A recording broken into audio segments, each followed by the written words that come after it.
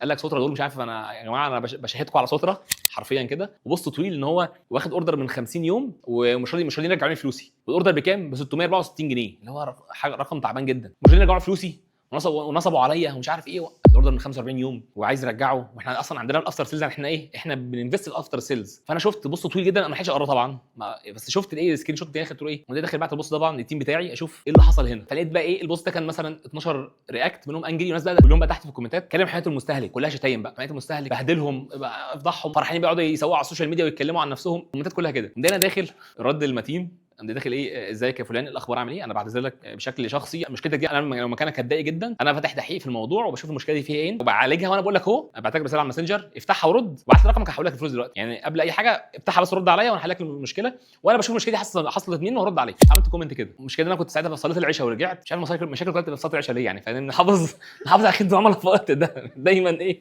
المشاكل الفتره دي. لقيت البوست لسه بقى 18 رياكت، والكومنت بتاعي حاجه و20 لايك، الناس كلها الله ربنا انت محترم جدا وربنا يكرمك. انا لقيت بقى في الاخر عمري ما دخلت ايه، خلاص صلاه، لقيت بعت لي سكرين شوت ان ايه المشكله كله في حساب الفيزا بتاعته.